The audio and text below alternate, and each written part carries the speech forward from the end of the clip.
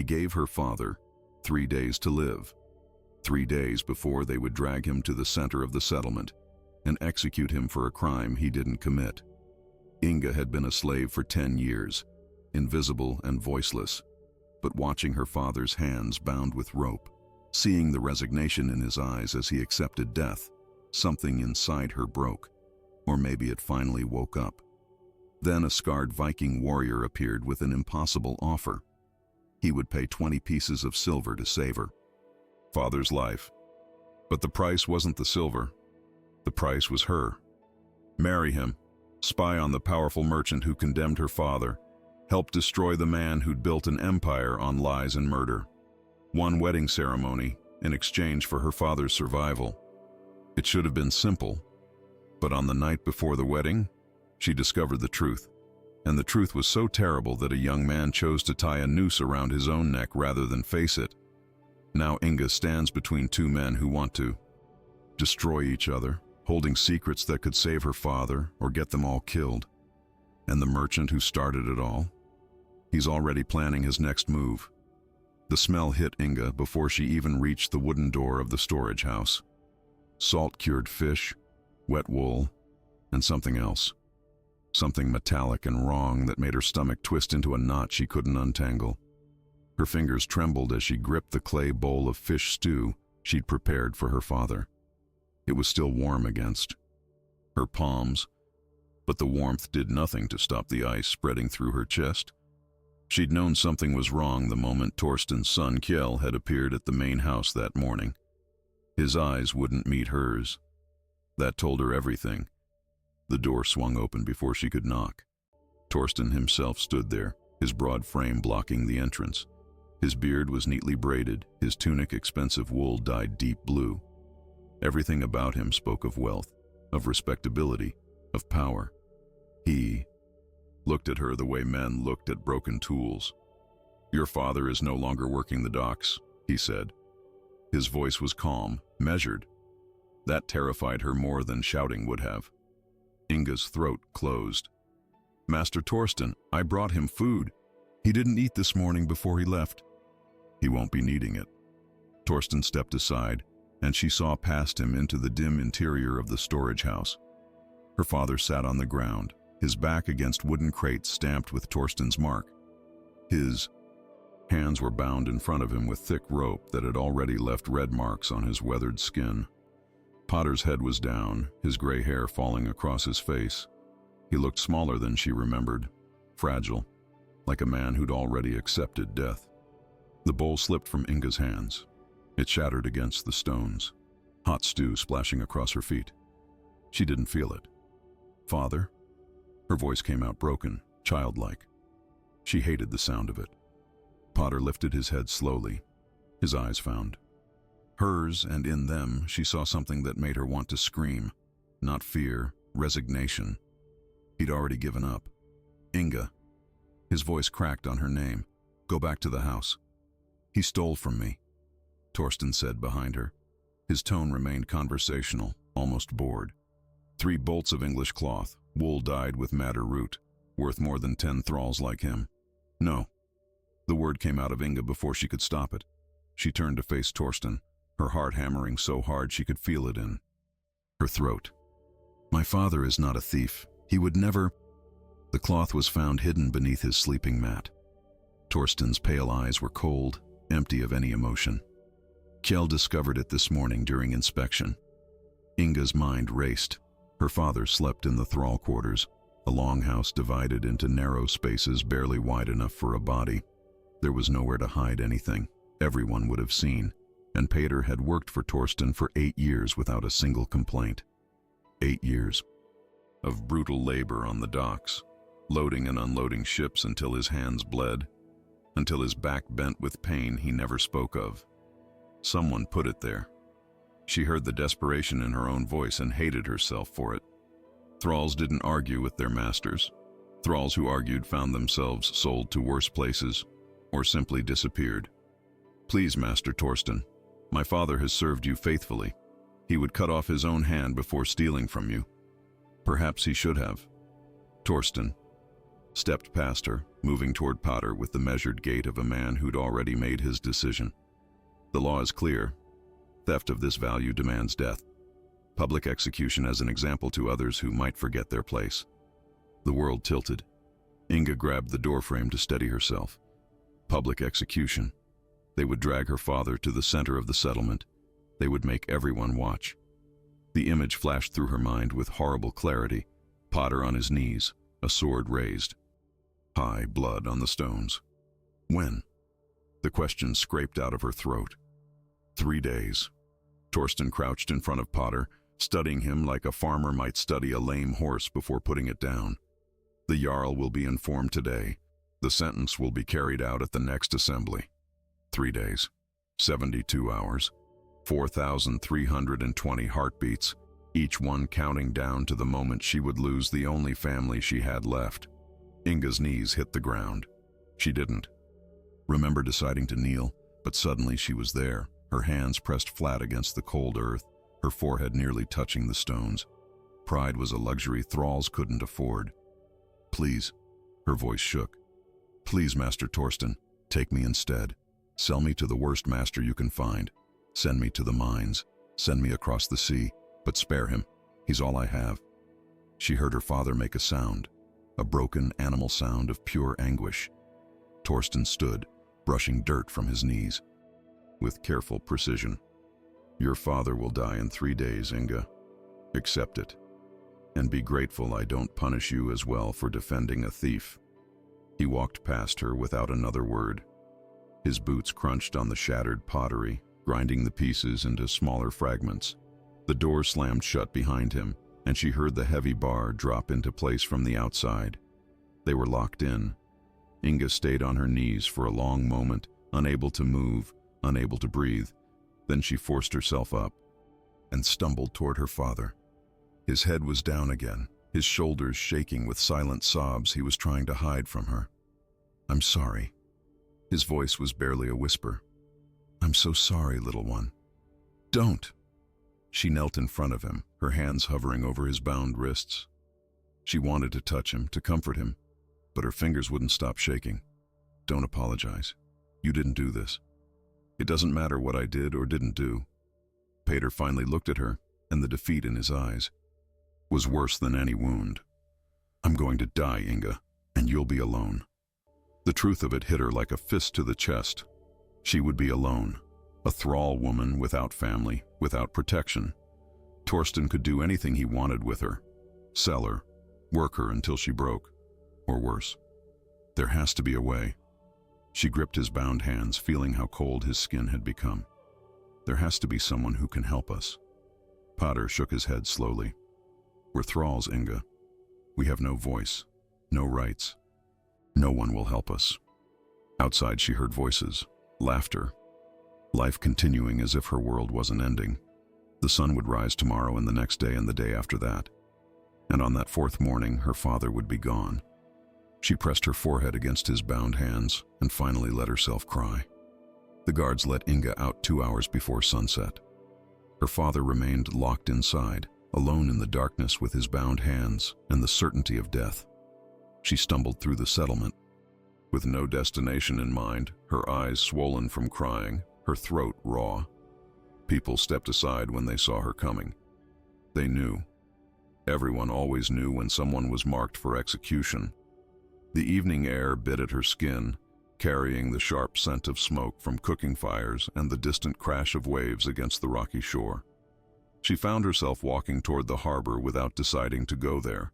Her feet simply carried her to the place where her father had worked every day for 8 years, hauling cargo that other men owned, building wealth that would never be his. The docks were nearly empty now. Most of the laborers had gone to their evening meals. A single longship bobbed in the water, its dragonhead prow catching the last rays of sunlight. She stood at the edge of the wooden planks and stared at the dark water below, watching it surge and retreat, surge and retreat. She could jump. The thought came to her clearly, without emotion. The water was deep here, and she'd never learn to swim. It would be quick, and then she wouldn't have to watch what they were going to do to her father. Thinking about it won't make the cold any less bitter when you hit. Inga spun around, her heart lurching into her throat. A man stood 10 paces behind her, leaning against a stack of sealed barrels. She hadn't heard him approach.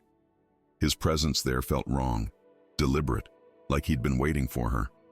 He was tall, broad-shouldered in the way of men who'd spent years swinging swords and axes.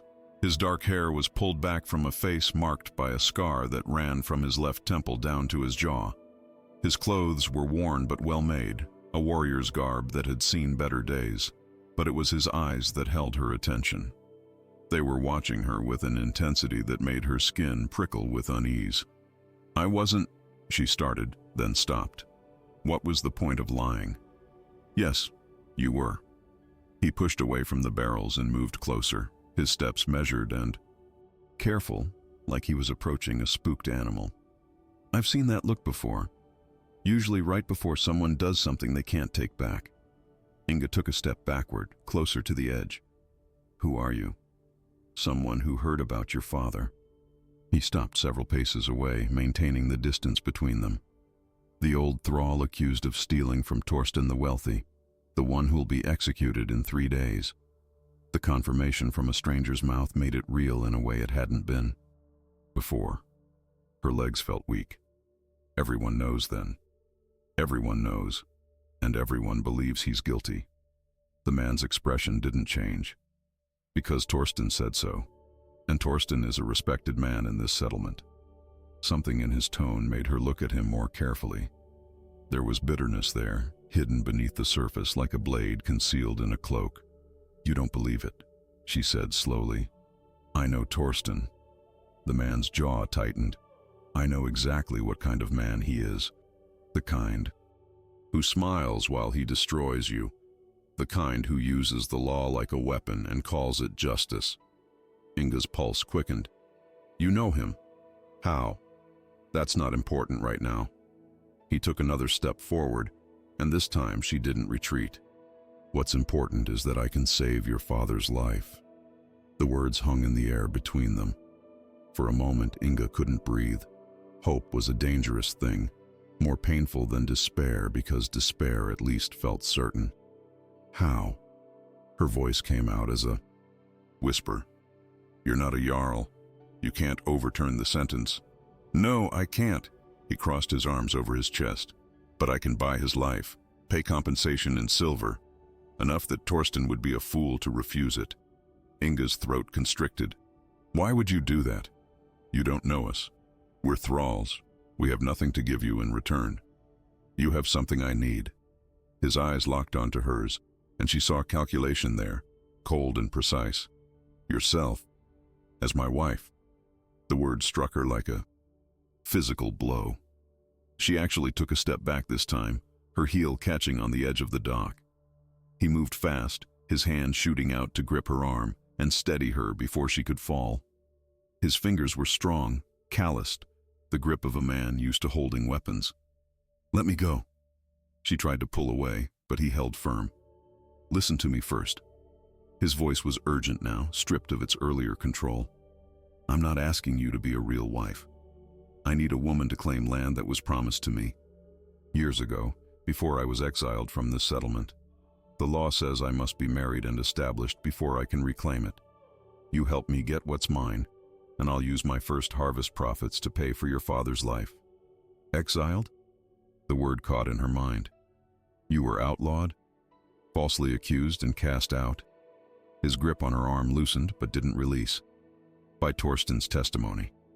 He lied to the assembly 5 years ago, destroyed my reputation, and took the land that should have been mine. Now I'm back, and I'm going to make him pay for it. But I need your help." Inga's mind raced, trying to piece together what he was telling her. "If you were exiled, how are you even here? They could kill you for returning. The old Jarl died 2 years ago. The new one has allowed certain outlaws to petition for return if they can prove their worth and stability. Marriage is part of that proof." He finally released her arm. "My name is Gunnar Eriksson, and 3 days from now, your father will be dead unless you agree to help me." She looked at him, really looked at him. The scar on his face, the hard lines around his mouth. the eyes that held too much anger and not enough warmth. This was a Viking warrior, the same kind of man who'd raided her village when she was 12 years old, the same kind who'd killed her mother and dragged her and her father onto a ship in chains. "You're one of them," she said, her voice hollow. "You're a raider." "I was." He didn't flinch from the accusation. "I'm not proud of everything I've done, but I'm here now, offering you the only chance you have to save your father. Take it or don't, but decide quickly, because Torsten knows I'm back in the settlement, and he'll be watching." Inga turned away from him, looking back at the dark water. She thought of her father's bound hands, his gray hair falling across his defeated face, the resignation in his eyes when he'd told her to accept his death. She thought of her mother's blood on Irish soil, the screams of her village, the chains around her wrists as they threw her into the belly of a longship. And she thought of 3 days, 72 hours, 4,320 heartbeats until she lost everything. "If I agree," she said without looking at him, "what exactly do you want from me? To be my wife in name, to live in my house, to help me establish a farmstead and appear legitimate to the assembly." His voice was steady, businesslike. "And to get close to Torsten. You work in his house.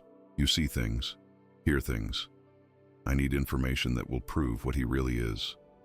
You want me to spy on my master." The words tasted bitter.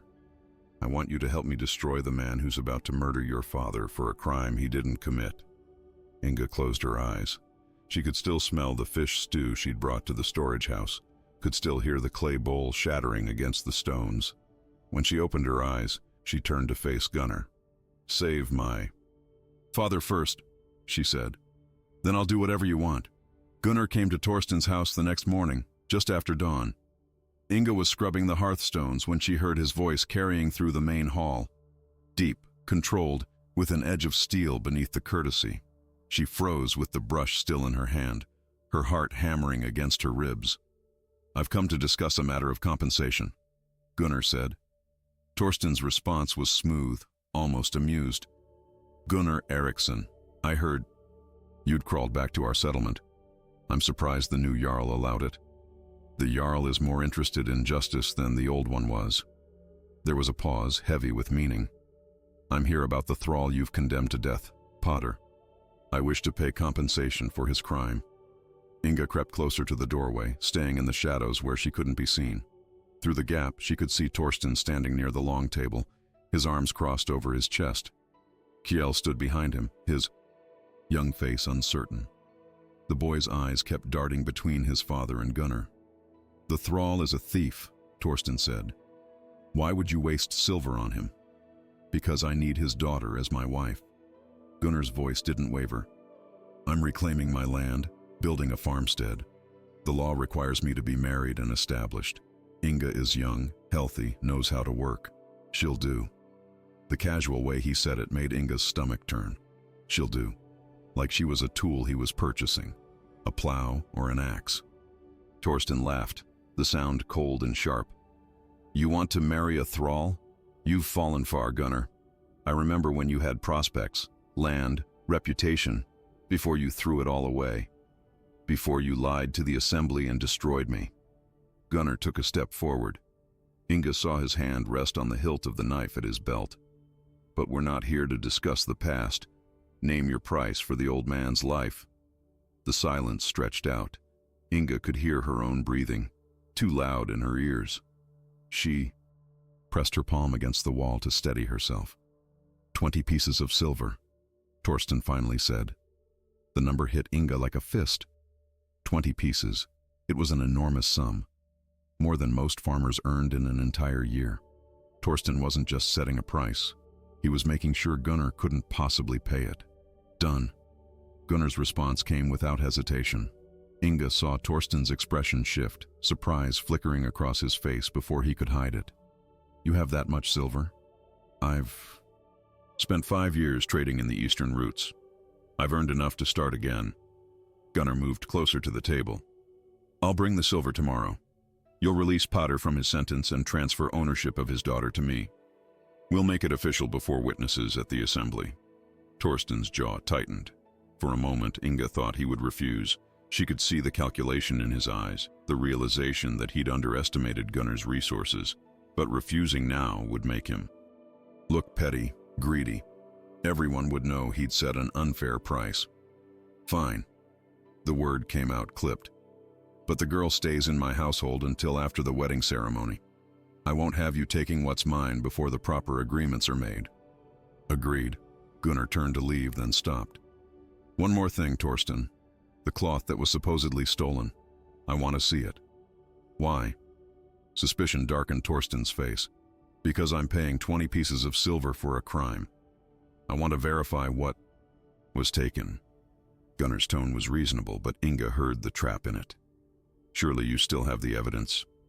Torsten's pause lasted just a heartbeat too long. Of course. Kjell, bring the cloth from the storage room. Kjell's face went pale. The boy looked at his father, then at Gunnar, then back at his father. Father, I'm not sure which storage room you mean. The one where we keep valuable goods. Torsten's voice had gone hard. Go, now. Kjell practically ran from the hall. Inga watched him go, her mind working. The boy was terrified, and Torsten's jaw was clenched so tight she could see the muscle jumping beneath his beard. They waited in tense silence. Inga could hear shuffling in the distance, the sound of crates being moved. It took too long. Far too long for someone who knew exactly where something was stored. When Kjell finally returned, he carried 3 bolts of cloth in his arms. The wool was fine quality, dyed deep red with madder root. But Inga could see even from her hiding spot that the fabric was dusty, like it had been sitting untouched for months. Gunnar examined the cloth carefully, running his fingers over the weave. This is English wool, from Northumbria, I'd guess. At least 2 years old, judging by the dye quality. He looked up at Torsten. Strange that Potter would steal cloth that's been in your storage for so long. What use would a dock worker have for fine English wool? Thralls steal for many reasons. Torsten snatched the cloth back from Gunnar's hands. Perhaps he planned to sell it. Perhaps he's simply a thief. Perhaps. Gunnar held Torsten's gaze for a long moment. I'll return tomorrow with the silver. Have the proper documents prepared. He left without another word. Inga waited until she heard the outer door close before she dared to breathe fully. Her hands were shaking so badly she had to grip the door frame. Kjell. Torsten's voice was low. Dangerous. Come here. The boy approached his father slowly, his head down. Torsten grabbed him by the front of his tunic and pulled him close. You will never show uncertainty in front of others again. Torsten's words were barely above a whisper, but Inga heard everyone. Do you understand me? You made us look suspicious. You made me look like a liar. I'm sorry, father, I didn't mean to. I don't care what you meant. Torsten shoved him away. Get out of my sight. Kjell stumbled backward, then fled toward the sleeping quarters. Torsten stood alone in the hall, staring at the bolts of cloth in his hands. Then, with sudden violence, he threw them across the room. They hit the wall and fell to the floor in a heap of red fabric. Inga pressed herself flatter against the wall, barely daring to breathe. She watched Torsten's face, saw the fury there, the calculation. He knew Gunnar suspected something, and now he would be even more dangerous. That evening, Inga was allowed to visit her father again. A guard escorted her to the storage house and waited outside while she slipped through the door. Potter was still bound, but someone had given him water and a piece of bread. He looked up when she entered, hope and fear warring in his eyes. Gunnar Eriksson is paying for your life, she said without preamble. 20 pieces of silver. You'll be released tomorrow. Her father's face crumpled. 20 pieces? Inga, no, that's too much. What did you promise him? Nothing I'm not willing to give. She knelt beside him, taking his bound hands in hers. I'm going to marry him, father. I'm going to be his wife. You don't know him. You don't know what kind of man he is. Potter's voice broke. I won't let you sell yourself for me. It's already done. She squeezed his hands, feeling the rope burns on his wrists. And there's something else. Something wrong about the cloth they say you stole. Gunnar saw it too. The way Kjell acted when asked to bring it. The way Torsten reacted. Inga, don't. Her father pulled his hands away from hers. Whatever you're thinking, don't. Torsten is dangerous. If you start asking questions, if you make him feel threatened, he's going to kill someone else the same way he tried to kill you. The certainty of it settled over her like a stone. Today won't be the last time he accuses someone falsely. It won't be the last time he uses his power to destroy a life. Potter stared at her, and she saw the moment he realized she wasn't going to back down. His daughter, the girl who'd been 12 years old, when raiders took everything from her, was gone. The woman sitting in front of him now had made a choice. "Promise me you'll be careful," he whispered. "I promise." She leaned forward and kissed his forehead. "I'll see you tomorrow, Father." Free. The assembly gathered at midday under a sky heavy with gray clouds that promised rain. Inga stood beside Gunnar at the edge of the crowd, her body rigid with tension she couldn't hide. She'd never attended an assembly before. Thralls had no voice here, no right to speak or be heard. They existed in the margins, invisible unless someone chose to see them. Today everyone was looking at her. The Jarl sat in his high seat, a man in his 40s with iron gray hair and a face weathered by countless winters at sea. His name was Haldor, and the settlement whispered that he was fair but unmoved by emotion. He listened to facts, not feelings. Inga prayed that would be enough. Torsten stood to the Jarl's right, his expensive cloak fastened with a silver brooch that caught what little light broke through the clouds. He looked calm, composed, like a man discussing the weather rather than a human life. Kjell stood behind him, pale and silent. Gunnar had brought witnesses, 3 men who'd sailed with him on trading routes, who could attest to his character and his silver. They stood in a line behind him, their faces impassive. Inga wondered what Gunnar had promised them to come here, to speak for a man who'd been exiled in disgrace. Gunnar. Eriksson. The Jarl's voice carried across the assembly ground. You petitioned to pay compensation for the thrall Potter, accused of theft. State your purpose. Gunnar stepped forward, and Inga felt the absence of his presence beside her like a sudden cold wind. Jarl Haldor, I wish to marry the thrall woman Inga. To do so properly, her father must be alive to give his consent, as is custom even among thralls who follow the old ways. I offer 20 pieces of silver as compensation for the stolen goods, and I ask that Potter's sentence be commuted to continued service under Torsten's ownership. A murmur rippled through the crowd. 20 pieces was an enormous sum. More than the cloth was worth, everyone knew it. Inga saw heads turning, heard whispered speculation. Why would Gunnar pay so much for a thrall woman? Torsten stepped forward, his expression perfectly neutral. I accept the compensation. The silver is more than fair for the cloth that was stolen. Potter will be released from execution and will continue to serve in my household. Relief flooded through Inga so suddenly her knees nearly buckled. Her father would live.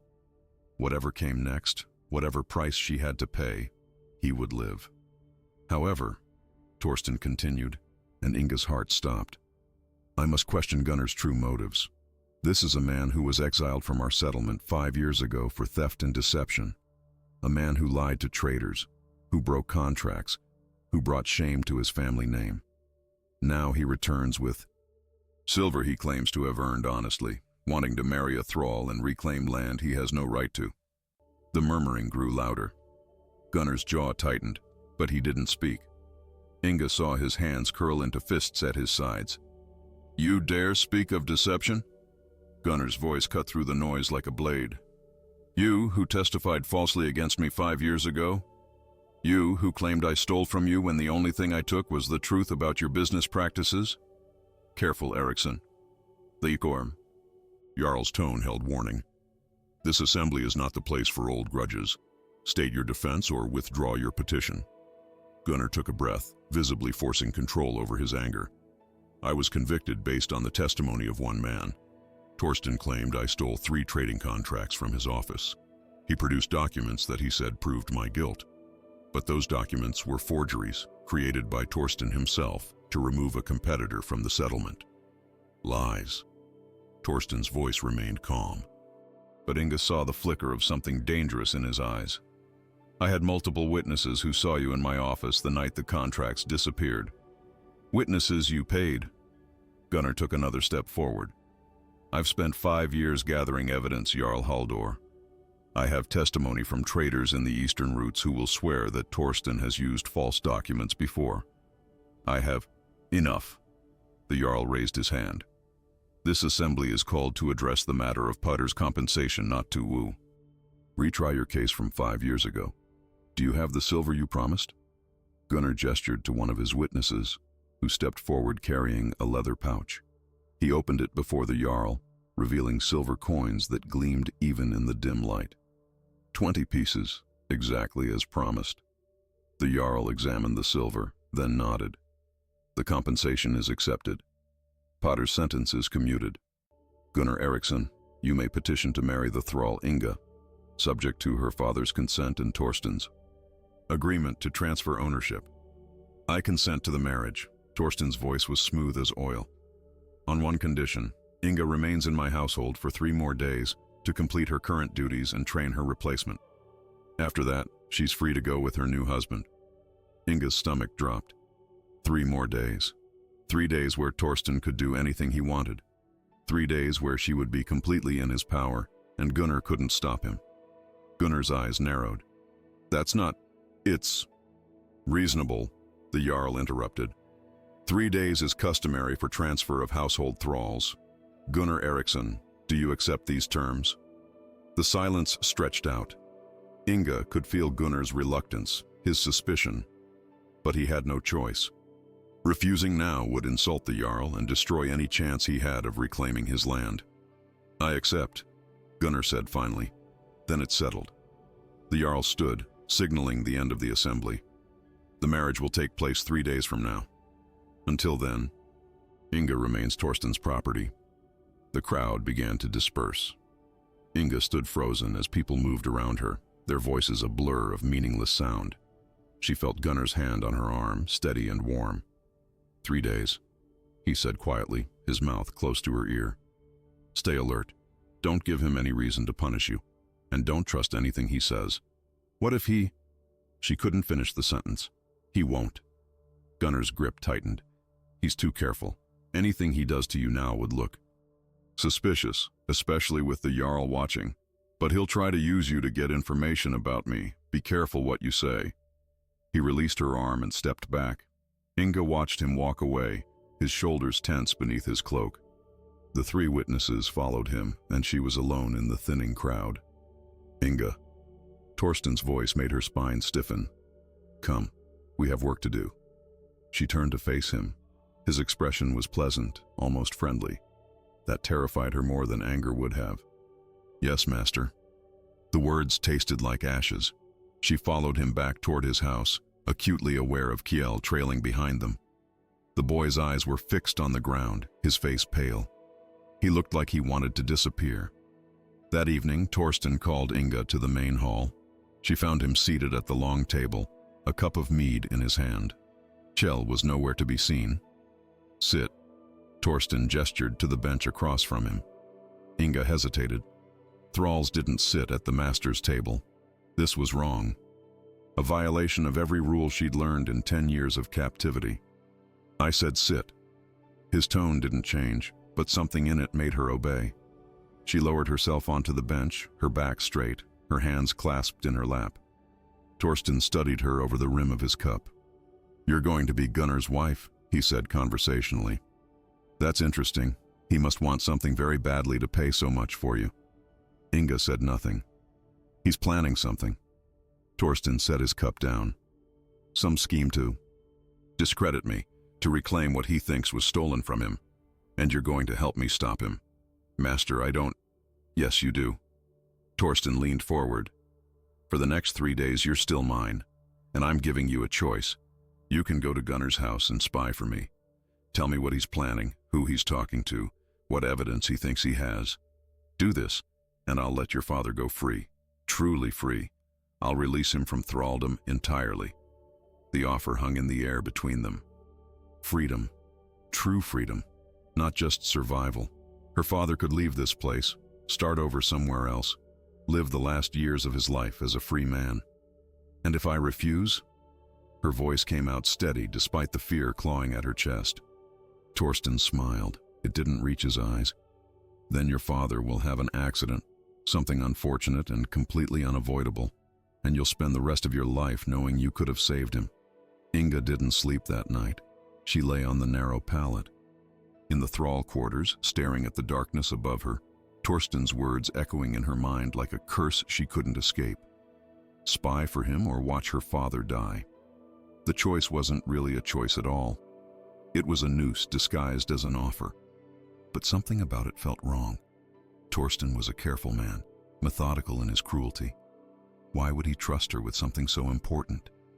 Why would he believe she'd betray Gunnar when Gunnar was the only person who'd tried to save her father? Unless Torsten knew something she didn't. Unless he was counting on her desperation to blind her to whatever trap he was setting. She rose before dawn and went to the storage house where her father was being kept. The guard was half asleep and he barely looked at her as she slipped inside. Potter was awake, sitting with his back against the wall. The ropes were gone from his wrists, but angry red marks remained where they'd cut into his skin. Inga. Relief flooded his face. I heard about the assembly. You're getting married in 3 days. Father, I need to tell you something. She knelt beside him, keeping her voice low. Torsten made me an offer last night. He wants me to spy on Gunnar. If I do, he says he'll set you free, truly free. Potter's expression darkened. And if you refuse, he'll kill you. Make it look like an accident. She gripped his hand. But I don't believe him.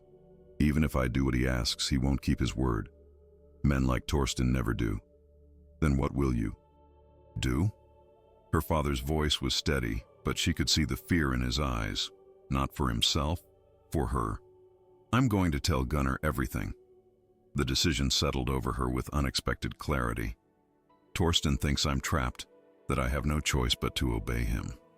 But he's wrong. Gunnar needs to know what kind of man he's fighting. Inga, if Torsten finds out you betrayed him, he's already planning to kill you either way. She squeezed his hand harder. At least this way, we have a chance. Her father stared at her for a long moment, and she saw something shift in his face. Recognition, maybe, or acceptance. His little girl, the one who'd been dragged away in chains, was gone. The woman sitting before him had learned to fight back. Be careful, he whispered. Promise me. I promise. She left before the guard could fully wake and question why she'd been there so long. The settlement was beginning to stir, smoke rising from cooking fires, voices calling out morning greetings. Inga moved through it all like a ghost, invisible in the way thralls always were. She found Gunnar at the harbor, inspecting a small gnar that looked like it had seen better days. The trading ship was listing slightly to one side, and he was examining the hull with the focus of a man who knew exactly what he was looking for. We need to talk. She kept her voice quiet, aware of the other workers nearby. Somewhere private. Gunnar looked up, surprise flickering across his scarred face. Now? You're supposed to be at Torsten's house. He gave me permission to visit my father. It wasn't quite a lie. Please, it's important. Something in her tone must have convinced him. He straightened and gestured toward a narrow path that led away from the docks, toward the rocky cliffs that overlooked the sea. They walked in silence until the sounds of the harbor faded behind them. Torsten threatened me last night, Inga said as soon as they were alone. He wants me to spy on you. Tell him what you're planning, who you're meeting with, what evidence you have against him. Gunnar's expression went cold and hard. What did you tell him? Nothing. I came to you first. She met his gaze directly. He offered to free my father if I cooperate. Said he'd kill him if I refuse, but I don't believe he'll keep his word either way. He won't. Gunnar turned to look out at the sea, his jaw tight. Torsten never keeps his word when it doesn't benefit him. Your father is leverage, as long as he's alive. Torsten thinks he can control you. That's what I thought. Inga wrapped her arms around herself against the cold wind. So what do? We use it. Gunnar turned back to her, and she saw calculation in his eyes. The look of a man who'd learned to survive by thinking 3 moves ahead. You tell Torsten you'll spy for him. Feed him information that seems useful but doesn't actually compromise anything important. Make him think he's winning.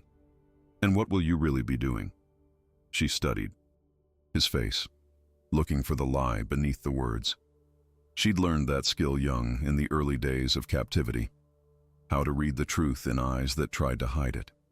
I'm going to prove that Torsten forged the documents he used to exile me 5 years ago. Gunnar's voice dropped lower. And I'm going to prove he's done it before. Multiple times. To other traders, other competitors.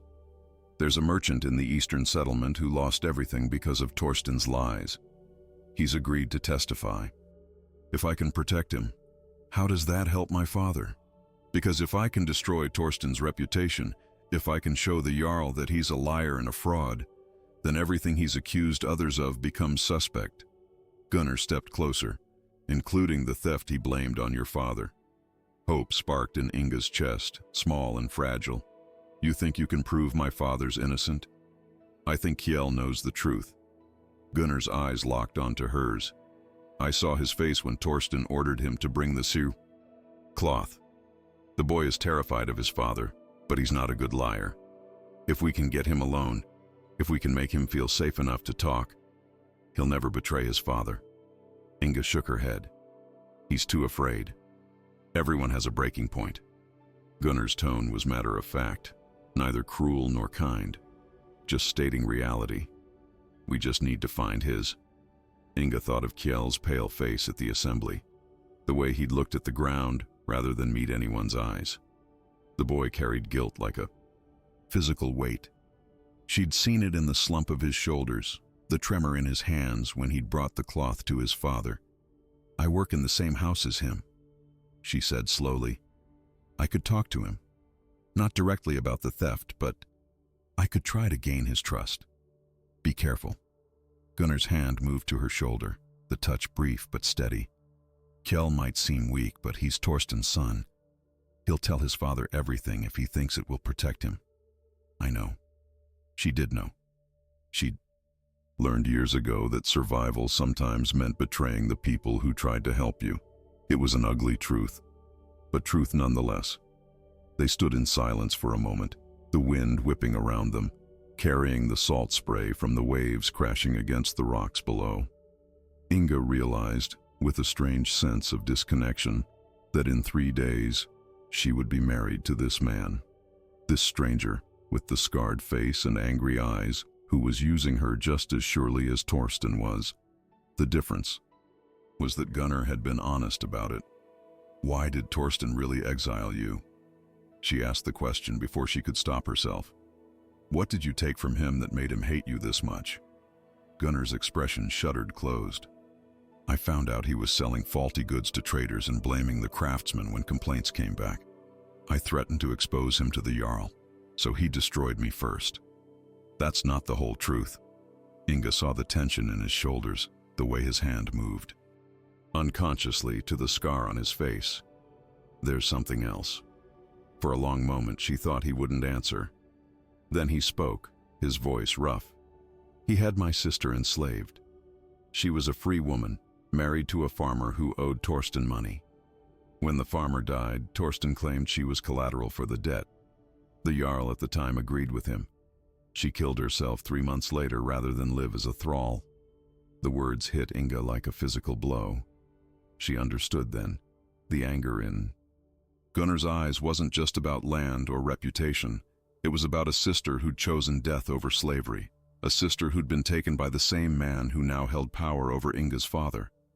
I'm sorry, she whispered. Don't be sorry. Gunnar's voice was flat, emotionless. Help me destroy him. That's all I want. He walked away without waiting for her response, his footsteps crunching on the rocky path.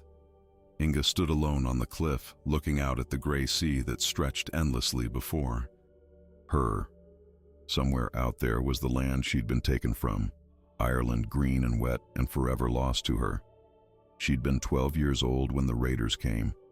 She'd screamed for her mother, watched her die in the dirt of their burning village. She'd been thrown into a ship and sold like livestock.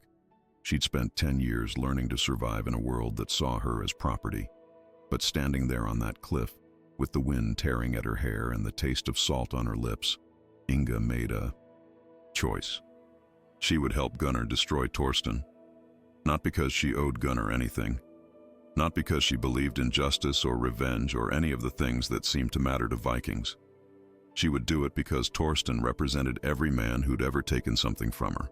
Every raider, every master, every person who'd looked at her and seen an object instead of a human being. And she was done being property. Inga found Kjell in the storage room the next afternoon, counting sacks of barley. Flour with shaking hands. He kept losing track of the numbers, starting over again and again, his face pale with frustration or fear or both. She'd been watching him for 2 days now, learning his patterns. He avoided his father whenever possible. He flinched at sudden noises, and he spent hours alone in the storage rooms, as if hiding from the world. 27, 28, 29. His voice trembled as he counted. You missed one. Inga spoke softly from the doorway, not wanting to startle him. That sack in the corner. It's behind the others. Kjell spun around, his hand flying to his chest. I didn't hear you come in. I'm sorry. I didn't mean to frighten you. She stepped into the room, keeping her movements slow and unthreatening. Your father sent me to help with inventory. It was a lie. Torsten had sent her to clean the hearth in the main hall, but Kjell didn't know that, and he looked relieved to have company, even hers. I can't get the count right. He gestured helplessly at the sacks. Father will be angry if the numbers are wrong again. Again? Inga moved closer, pretending to examine the sacks. Does this happen often? I'm not good with numbers. Kjell's voice dropped to barely above a whisper. Father says I'm stupid, that I can't be trusted with anything important.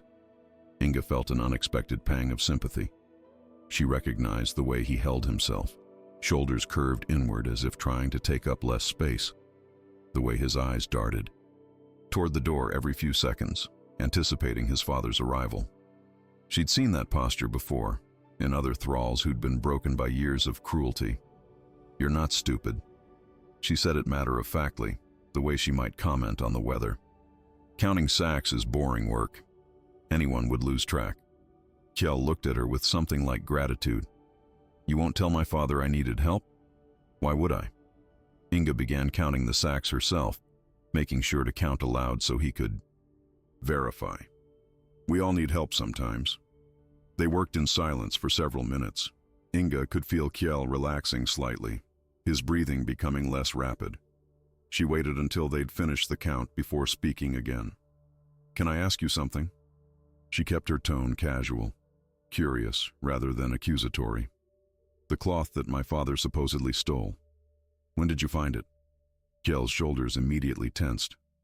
Father told me to look for it, under Potter's sleeping mat. And it was there? Just sitting there where anyone could have seen it? Inga tilted her head, genuinely puzzled. That seems careless for someone trying to hide stolen goods. I don't know. Kjell's voice had gone tight. I just found it where Father said it would be. Where Father said it would be. The words hung in the air between them.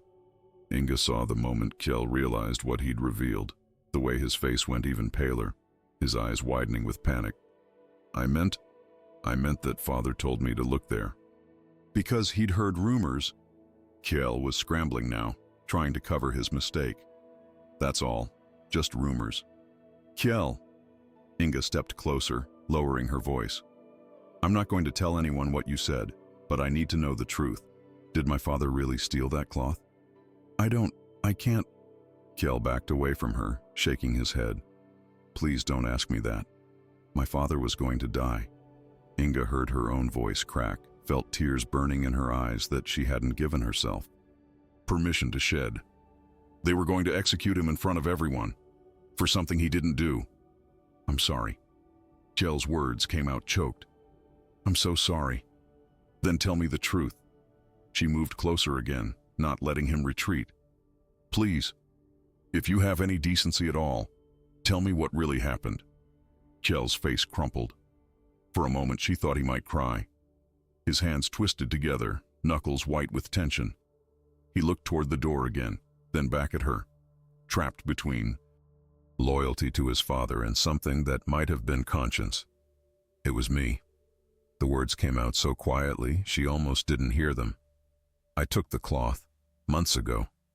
I wanted to sell it, to have money of my own. Money that father couldn't control. Inga's breath caught in her throat.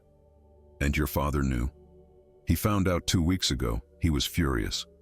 Kjell's voice shook. He said I'd shamed him, that I was worthless, that I'd ruined everything. He locked me in my room for 3 days.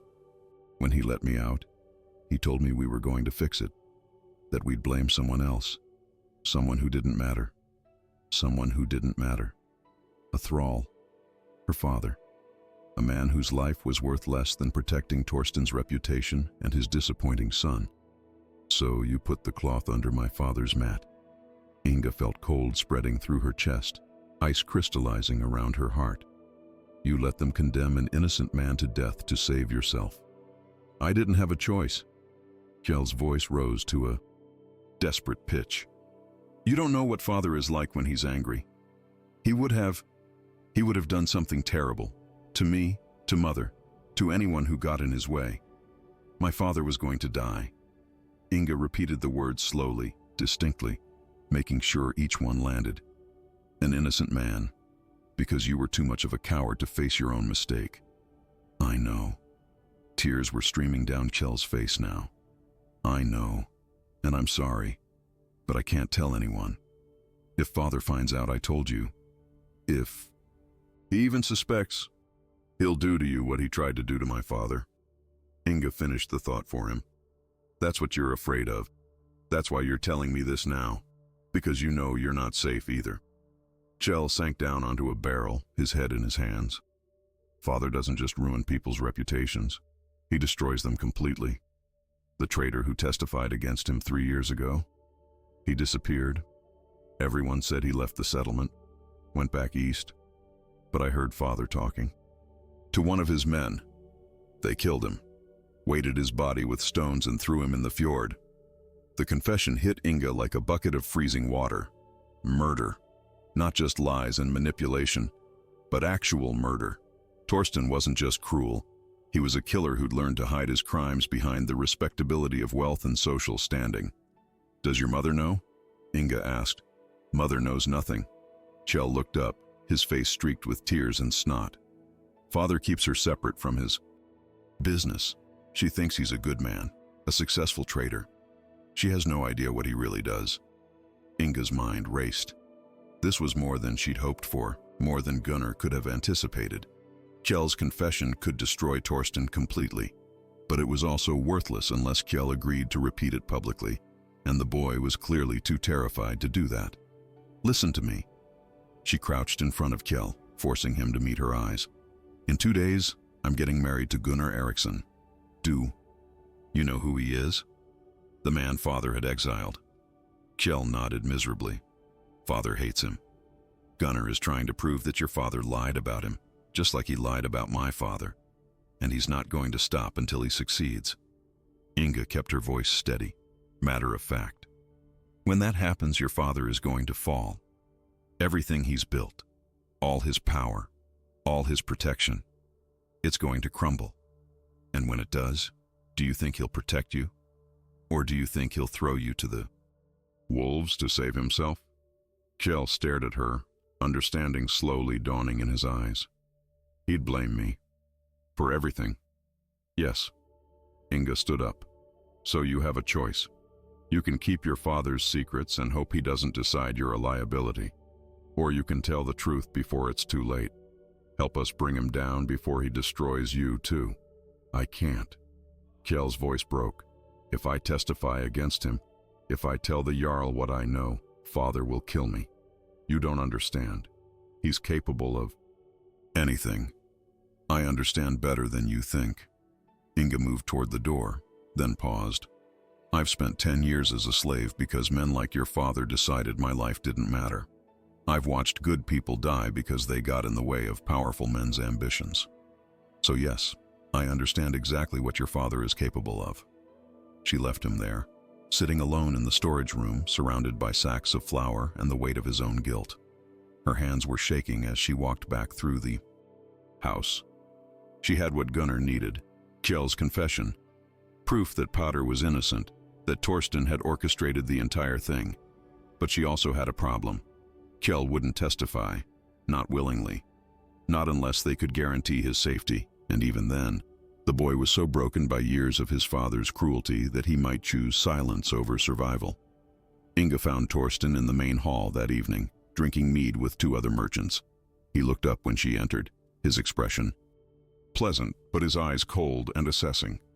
"Inga, come here." She approached slowly, aware of the other men watching her with varying degrees of interest. Torsten gestured for her to stand beside him. "Gentlemen, this is the thrall I told you about. The one who's marrying Gunnar Eriksson in 2 days." He said it casually, as if discussing livestock. "A good worker, obedient, knows her place." The merchants nodded, murmuring appropriate responses. Inga kept her face blank, her eyes downcast. Inside, fury burned so hot she thought it might consume her from within. "Tell me, Inga." Torsten's voice was soft, almost gentle. "Have you learned anything useful from your future husband?" Inga kept her eyes fixed on the floor, her heart pounding so hard she was certain everyone in the hall could hear it. Torsten's question hung in the air like a blade suspended above her neck. The 2 merchants had gone quiet, watching the exchange with the detached curiosity of men observing someone else's potential destruction. "He keeps to himself mostly, master." She forced her voice to remain steady, subservient. "He's been repairing an old gnar at the docks. Preparing it for trade routes, I think." "Trade routes." Torsten swirled the mead in his cup, the liquid catching the firelight. "Interesting. And has he mentioned which routes? Who his contacts might be?" "He doesn't speak to me about such things." Inga allowed a slight tremor to enter her voice, as if embarrassed by her lack of usefulness. "I'm just a thrall. He gives orders, I obey. That's all." It was exactly what Torsten wanted to hear. A woman who knew her place, who posed no threat, who could be manipulated and controlled. She saw the satisfaction flicker across his face before he masked it with practiced ease. "Of course." He waved his hand dismissively. "You're dismissed. Make sure the morning meal is prepared early tomorrow. I have business at the harbor." Inga bowed her head and retreated from the hall, feeling his eyes following her every step. Once outside, she allowed herself a single shaking breath before forcing her body back under control. She'd bought herself time, but not much. Torsten was testing her, waiting to see if she'd bring him something valuable enough to justify keeping his promises. She found Gunnar that night at his small house near the edge of the settlement.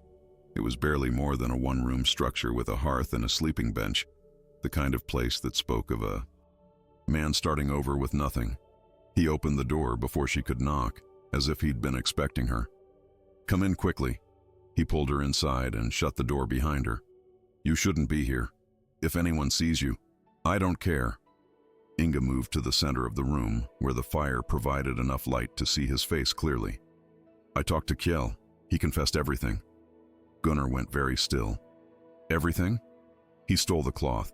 Torsten found out and decided to blame my father to protect his son's reputation." The words came out fast, tumbling over each other. "But there's more. Kjell says his father has done this before, multiple times. And that traitor who testified against you 3 years ago, the one who disappeared, Torsten had him killed." She watched Gunnar's face carefully, looking for shock or disbelief. Instead, she saw grim confirmation, as if he'd suspected the truth all along, but needed someone else to speak it aloud to make it real. "Will Kjell testify?" Gunnar's voice was controlled, but she could hear the tension beneath it. "No." Inga sank onto the bench near the fire, suddenly exhausted. "He's too afraid. He knows what his father is capable of, and he thinks staying silent is the only way to survive." "Then we need to make him more afraid of what will happen if he doesn't talk." Gunnar paced to the small window and back. "The merchant I mentioned, the one from the eastern settlement. His name is Ragnar. He's agreed to testify that Torsten forged documents to steal his trading contracts, if we can get him here before the wedding." If we can present his testimony alongside evidence that Torsten framed your father, it still won't be enough without Kjell. Inga cut him off. You need someone from inside Torsten's own household to corroborate the pattern. Otherwise, the Jarl will see it as one merchant's word against another's. Gunnar stopped pacing and looked at her, really looked at her, in a way he hadn't before, like he was seeing something he'd missed. You've thought this through. I've had nothing else to think about. She met his gaze without flinching. Survival requires planning. I learned that a long time ago. He nodded slowly, then pulled a stool closer to the fire and sat facing her. There's something else we can do. It's risky, and it requires Torsten to make a mistake. But if it works, we won't need Kjell's testimony. Tell me. The documents Torsten used to exile me. He claimed I stole them from his office, but they were forgeries. I've spent 5 years tracking down the man who actually created them. Gunnar leaned forward, his scarred face intense in the firelight. His name is Sten. He's a clerk who works for various merchants, creating contracts and agreements. He's also willing to forge documents for the right price. And he'll testify that Torsten paid him to forge evidence against you. He'll do better than that. A cold smile touched Gunnar's lips. He's kept copies of everything he's ever forged, including the documents that destroyed me. He has Torsten's signature on the payment agreement. He has drafts showing the forgeries in progress. He has everything we need to prove Torsten is a liar and a fraud. Hope sparked in Inga's chest, bright and painful. Then why haven't you used this before? Because Sten disappeared 4 months ago. Went into hiding after Torsten found out he'd been talking to people about the forgeries. Gunnar's expression darkened. I've been searching for him ever since. And 2 days ago, I finally found him. He's living under a false name in a settlement 3 days' journey from here. 3 days. Inga did the calculation quickly. You can't get there and back before the wedding. No, I can't. Gunnar stood up, moving to a wooden chest in the corner. He opened it and pulled out a rolled parchment sealed with wax. But I sent a messenger yesterday with money in this letter. Sten will come to the assembly the day after our wedding. He'll bring the evidence, and when he does, Torsten won't just lose his reputation, he'll lose everything. His wealth, his status, possibly his life. Inga stared at the determination in Gunnar's face and felt something shift inside her. This wasn't just about revenge for him anymore. It was about justice for everyone Torsten had destroyed, including the sister who'd killed herself rather than live as a slave. What do you need me to do? She asked quietly. Keep Torsten distracted. Make him think you're cooperating, feeding him useless information. Gunnar returned the parchment to the chest. And watch Kjell. If the boy breaks, if he decides to warn his father, I need to know immediately. There's something else. Inga hesitated, unsure how to voice what she'd been thinking. Kjell said his mother knows nothing about Torsten's real business. What happens to her when all this comes out?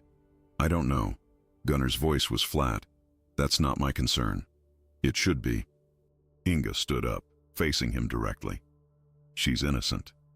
And when Torsten falls, people will assume she was complicit. They'll treat her like she's guilty too, even if she had no idea what her husband was doing. The world isn't fair, Inga. There was something bitter in Gunnar's tone. You should know that better than anyone. I do know. She moved closer to him. That's exactly why we should try to protect the people who don't deserve to be hurt. Otherwise, we're no better than Torsten. They stood in the small room, the fire crackling between them. Two people bound together by necessity and pain and a shared enemy. Gunnar's expression softened slightly, some of the hardness leaving his face. You're not what I expected, he said finally. What did you expect? Someone broken. Someone who'd do whatever I told her without question. He looked away. Someone I could use and discard when this was over. And now I'm starting to think I made a bargain with someone far more dangerous than I realized. There was no accusation in his voice. If anything, it sounded like respect. Inga felt a strange warmth spread through her chest. Not attraction, not exactly. Something more complicated. Recognition, maybe. The sense of finding someone who understood what it meant to survive by any means necessary. "The wedding is tomorrow," she said. "After that, I'll be living here, in this house, with you." "I know." Gunnar rubbed his hand over his face, suddenly looking tired. "I'll sleep near the fire. You can have the bench. It's not much, but it's better than the thrall quarters. I'm not afraid of you." The words came out more certain than she felt. "You should be." He met her eyes again. "I've done terrible things, Inga. I told you I was a raider. That's true. But I didn't tell you what that meant. The villages I burned, the people I killed, the lives I destroyed for gold and glory. And you think that makes you worse than the men who enslaved me?" Inga's voice was sharp. "You think I don't know exactly what Vikings are capable of? I watched my mother die. I was 12 years old when your people took everything from me. I know." Gunnar's voice dropped to almost a whisper. "And I know that marrying me, trusting me with your father's life, must be the hardest thing you've ever done." "It is." Inga didn't try to soften the truth. "But I'm doing it anyway, because right now you're the only chance I have to save my father and stop Torsten from destroying anyone else. When this is over," Gunnar started. "When this is over, we'll figure out what happens next." Inga moved toward the door. "One day at a time. That's all either of us can manage." She left before he could respond, slipping out into the cold night air. The settlement was quiet, most people already asleep. She made her way back to Torsten's house through dark streets, her mind churning with everything that would happen tomorrow. The wedding, the beginning of her new life as Gunnar's wife, and the first real step toward destroying the man who tried to kill her father. The wedding ceremony was brief and cold, conducted at the assembly grounds under a sky-threatening rain. Inga wore the same worn dress she'd worked in for years, nothing special to mark the occasion. Gunnar stood beside her in clean but simple clothes, his scarred face impassive as the Gothi spoke the traditional words binding them together. There were no flowers, no celebration, no joy. Just witnesses, required by law and the Jarl watching with calculating eyes. Her father stood in the small crowd, no longer bound, but still wearing the marks of captivity on his wrists. His eyes were wet with tears he wouldn't let fall. Inga tried to smile at him, to show him she was all right, but her face felt frozen, incapable of the lie. Torsten attended with Kiel at his side. The boy looked sick, his skin pale and clammy even in the cold air. He wouldn't meet Inga's eyes. His father, by contrast, appeared, pleased, almost satisfied, as if everything was going exactly according to his plan. When the Gothi pronounced them husband and wife, Gunnar took Inga's hand. His palm was warm and calloused against hers. She felt the strength in his grip and wondered if it was meant to be reassuring or possessive. Maybe both. "It's done," he said quietly as the witnesses began to disperse. "Yes." She looked at their joined hands. "It's done." They walked back to Gunnar's house together, her father following a few steps behind. Peter would be living with them now, part of the household Gunnar was establishing to prove his legitimacy to the Jarl. It felt strange, surreal, like watching someone else's life unfold from a distance. Inside the small house, Gunnar released her hand and moved to stoke the fire. "Your father can sleep near the hearth. It's the warmest spot." "Thank you." Potter's voice was rough with emotion. "For everything you've done. I know this isn't what either of you wanted. We rarely get what we want." Gunnar straightened from the fire. "We get what we can survive." Inga moved to the single small window, looking out at the settlement. From here, she could see Torsten's large house in the distance, smoke rising from its chimney. Tomorrow she would return there as Gunnar's spy, continuing to work in Torsten's household while gathering information. The thought made her stomach turn with a mixture of fear and anticipation.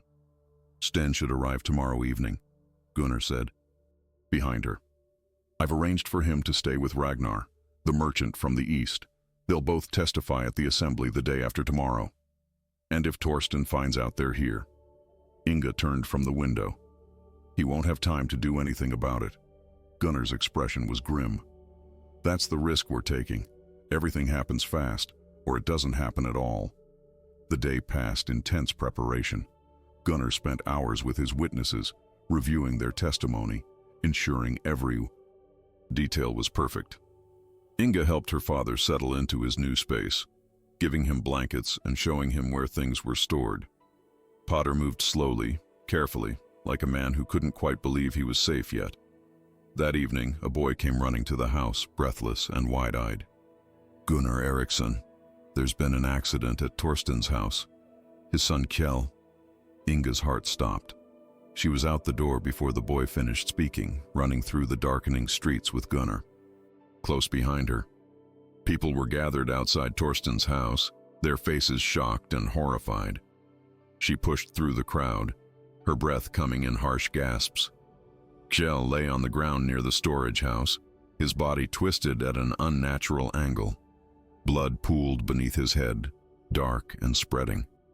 His eyes were open, staring at nothing. Torsten knelt beside his son, his hands hovering over the body as if uncertain where to touch. For the first time since Inga had known him, Torsten looked human, vulnerable, destroyed. He fell. Torsten's voice was hollow. "From the storage loft. I don't know how. I wasn't here. I just found him like this." Inga moved closer, her nursing instincts overriding her shock, but there was nothing to be done. Kjell was gone, his neck broken from the fall. She looked up at the storage loft, trying to understand how this could have happened. Then she saw it. A rope hanging from one of the beams, swaying slightly in the breeze from the open door. Not a rope for hauling goods. A rope that had been tied in a noose. Kjell hadn't fallen, he'd jumped. The realization hit her like a physical blow. The boy had chosen death rather than face what was coming, rather than testify against his father or live with the guilt of what he'd done. He'd made the same choice Gunnar's sister had made all those years ago. No. The word escaped her lips before she could stop it. "No, Kjell, you didn't have to." Gunnar's hand closed on her arm, pulling her back. "Don't," he said quietly in her ear. "There's nothing you can do." But she could see in his eyes that he understood. They'd pushed Kjell too hard, given him an impossible choice between betraying his father and living with unbearable guilt. And the boy had chosen a third option neither of them had anticipated. Torsten slowly stood, his eyes finding Inga in the crowd. For a moment, pure hatred blazed in his expression. He knew. Somehow, he knew that she'd spoken to Kjell, that she'd been part of whatever drove his son to this desperate act. "Everyone out." Torsten's voice cut through the murmuring crowd. "Get out of my house, all of you." People began to disperse, speaking in hushed tones. Inga let Gunnar pull her away, back through the darkening streets to their small house. Her father was waiting anxiously at the door. "What happened?" Potter looked between them. "I heard people saying Torsten's son is dead. He killed himself." Inga's voice sounded distant, not quite her own. He couldn't live with what he'd done. She sank onto the bench, her hands shaking. Gunnar crouched in front of her, his scarred face serious. "This changes things. Without Kjell, we have no one from inside Torsten's household to testify. It's going to be harder to prove the pattern of deception." "I know." Inga looked up at him. "But we still have Sten. We still have the forged documents. That's enough to destroy Torsten's reputation, even if we can't prove what he did to my father." "Your father is already free," Gunnar pointed out. "The compensation was paid. Legally, that matter is settled. But everyone still thinks he's a thief." Potter spoke from near the door, his voice heavy. "They'll always think that. My freedom doesn't change what people believe about me." Inga stood up, sudden certainty flooding through her. "Then we tell them the truth. Tomorrow at the assembly, we tell everyone that Kjell stole the cloth, that he confessed to me before he died. It won't matter that he can't testify himself. People will believe it because it explains why he killed himself. They might also think you're lying to protect your father." Gunnar's tone was cautious. "Let them think what they want." Inga's voice grew stronger. "I know the truth. My father knows the truth. And deep down, Torsten knows the truth too. When we expose his other lies, when Stan testifies about the forged documents, people will start questioning everything Torsten has ever said, including the accusation against, my father." Gunnar studied her for a long moment, then nodded slowly. "You're right. Kjell's death actually makes our case stronger. It shows that Torsten's household was built on lies and secrets so terrible that his own son chose death over facing them. They spent the rest of the evening preparing. Sten arrived just before midnight, a nervous man with ink-stained fingers and darting eyes. He carried a leather case containing copies of every document he'd ever forged for Torsten, along with the payment agreements bearing Torsten's signature. "He'll know I'm here by morning," Sten said, his hands shaking as he spread the documents on the table. "He has spies everywhere. I'm not safe. None of us are safe until this is done. Then we do it first thing tomorrow." Gunnar's jaw was set with determination. "We call an emergency assembly. Present everything before Torsten has time to react." That night, Inga lay awake on the sleeping bench, listening to the sounds of the house settling around her. Gunnar sat by the fire, keeping watch. Her father slept fitfully near the hearth. And somewhere in the darkness, Torsten was mourning his son and plotting revenge. She thought about Kjell's pale face, his confession in the storage room, the guilt and fear that had consumed him until there was nothing left but despair. She thought about Gunnar's sister, who'd made the same choice years earlier. Two people destroyed by Torsten's need for power and control. Tomorrow it would end.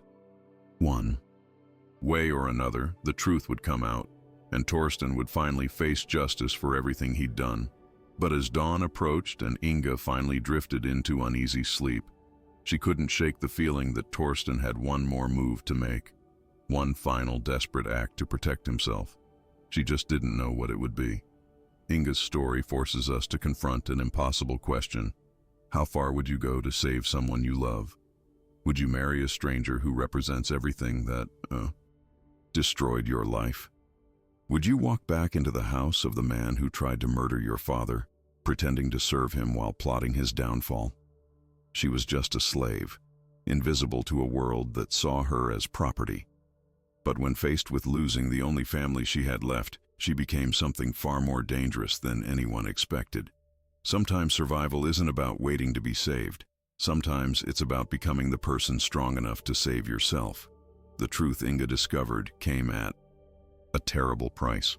A young man's life, a father's grief, secrets that can never be unspoken. And tomorrow she'll stand before the assembly with evidence that could destroy a powerful man or get her killed. But here's what matters. She made a choice. In a world designed to keep her powerless, she chose to fight back. Not with violence or rage, but with courage, intelligence, and an unbreakable will to protect what mattered most. What would you have done in her place? Would you have risked everything for a chance at justice? Or would the fear have been too much? These are the questions that stay with us long after the story ends. If this journey moved you, if Inga's courage inspired you or broke your heart, please like this video and share it with someone who needs to hear a story about strength in impossible circumstances.